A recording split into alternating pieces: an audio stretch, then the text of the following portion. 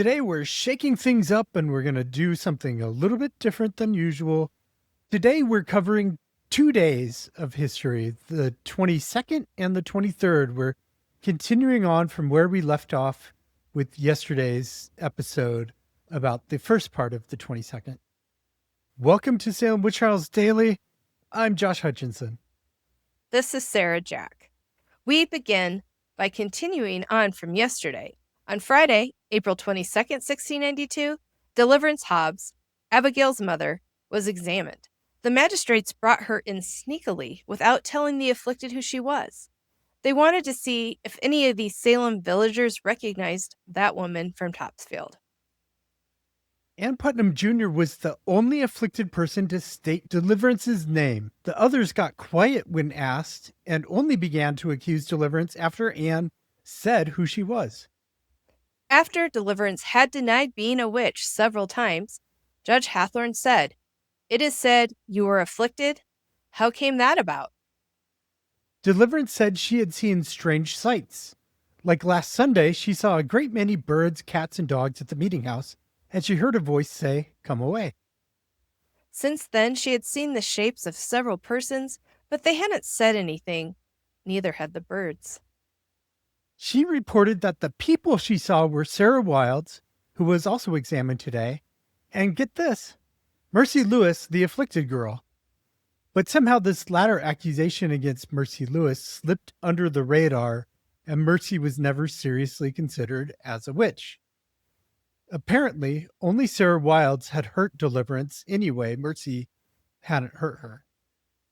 Abigail Williams and Ann Putnam Jr. claimed that they could see Deliverance on the beam above, and not at the bar where she actually stood for everyone else to see. After further pressure from Hathorne, Deliverance squeezed out a confession. She had yielded only very lately, just the night before last, as a matter of fact. Sarah Wilds had brought the devil's book to her, and she had signed it with pen and ink. Deliverance admitted to afflicting others by putting pins and images of them.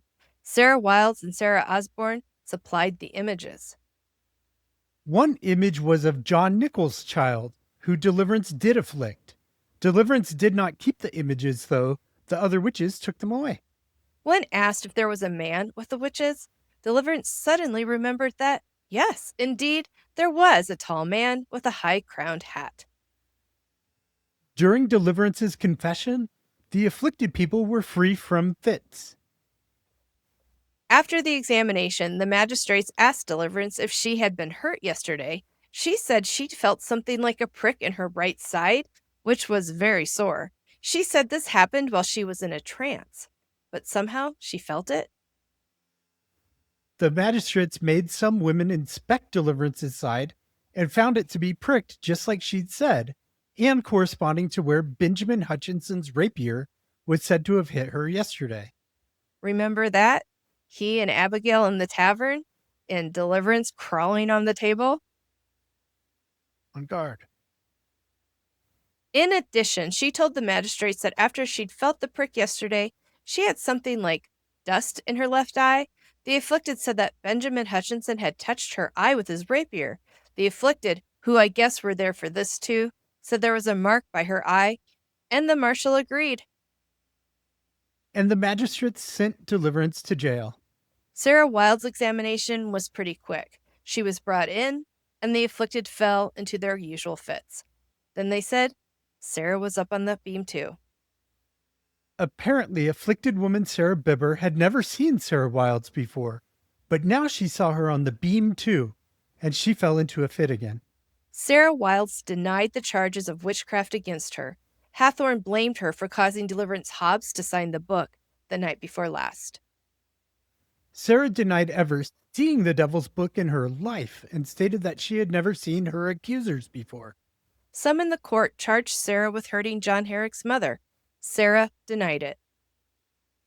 Captain Howe related some information which supposedly confirmed that she had done it. The magistrates ordered Sarah Wilds to be taken away to jail. Now, Deliverance Hobbs' husband, William, was examined after Sarah Wilds. Several afflicted said William had hurt them, but Sarah Bibber said he hadn't hurt her. William said, I can speak in the presence of God safely, as I must look to give an account another day, that I am as clear as a newborn babe. Now the afflicted engaged in some deception. Abigail Williams said that William Hobbs's specter was going to Mercy Lewis. Soon after, Mercy was seized with the fit. Then Abigail did the same thing with Mary Walcott, and she too fell into a fit. William continued to deny he had anything to do with the fits of the afflicted. Hathorne switched up his line of questioning. He asked William when he last attended a public religious meeting. Not a pretty while, William admitted. He said it was because he had a distemper he hadn't told anyone about. So he's sick and he's keeping it to himself. Asked, what is the reason you go away when there is any reading of the scripture in your house? William denied that. Hathorne later said, if you put away God's ordinances, no wonder that the devil prevails with you to keep his counsel. And Hathorne said, God requires outward worship. Then he said, have you not given the devil advantage against you thereby? To this, William was silent a considerable while. Finally, he said, yes. William claimed he didn't know what made the afflicted people sick. Ann Putnam Jr. said that William Hobbs told her that if his wife would not write in the book, he would kill her. William denied saying anything of the sort. The magistrate sent William to jail. And Ann Putnam Jr. was deposed against Sarah Wilds on the 22nd and testified that Sarah had been afflicting her since the beginning of March. But today, Sarah most grievously tortured Ann during her examination. She also afflicted Mary Walcott, Mercy Lewis, and Abigail Williams. Mary Walcott testified against Sarah Wilds, saying that Sarah began tormenting her at the beginning of April, but got her real good today during her examination. Whenever Sarah looked upon Mary, she was struck down and almost choked to death. Records are missing for several of today's examinations. There were 9 suspects. We've only covered a few examinations, so some are missing. But after all the hearings were held today, the magistrates wrote up a minimus instructing the Salem jailkeeper to take 8 suspects into his custody. Nehemiah Abbott Jr. was the only one who didn't go. And now we'd like to talk about Saturday, April 23rd, 1692.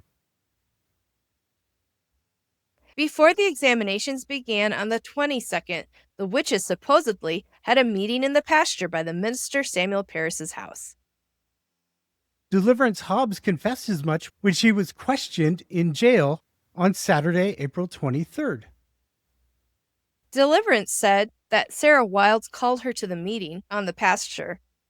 The Proctors were there, and so were Rebecca Nurse, the Coreys, Bridget Bishop, Sarah Osborne, Sarah Good, and Sarah Wilds. And George Burroughs was their preacher. He told the witches to bewitch everyone in Salem Village, which had about 500 to 550 people at the time. But he told them to do the afflicting gradually and not all at once. At the time he gave his speech, Reverend Burroughs administered the sacrament. With the aid of Rebecca Nurse and Sarah Wilds, who handed out red bread and red wine like blood. A man in a long-crowned white hat sat beside George Burroughs at a table. Deliverance Hobbs claimed she didn't eat or drink the sacrament, but everyone else did, and they got big mad at her for refusing the devil's communion. Deliverance saw Abigail Williams run out of the house to speak with the witches, but Deliverance's eyes went dark and she couldn't see who Abigail spoke to. According to Deliverance, Sarah Wilds tempted her to sign the devil's book by promising her fine clothes and relief from further bewitchment. The magistrates ordered Abigail Hobbs brought in, the stepdaughter. She had a dreadful fit, and stepmom Deliverance said that Giles Corey and the unnamed gentlewoman from Boston were striving to break her stepdaughter's neck. Other witnesses provide more details on the April 22nd witches' Sabbath in upcoming testimony over the coming weeks and months. We're going to keep hearing about the Sabbath at Minister Parris's house. We'll cover that testimony as it comes along. And it literally keeps coming for months. And in a May 18th deposition, Ann Putnam Jr. will claim that the apparition of John Willard came to her on April 23rd, and Ann was very sorry to see him so, that one that had helped to tend her was come to afflict her, and she bid him let her alone, and she would not complain of him. So if he just didn't hurt her, she wasn't going to spill the beans.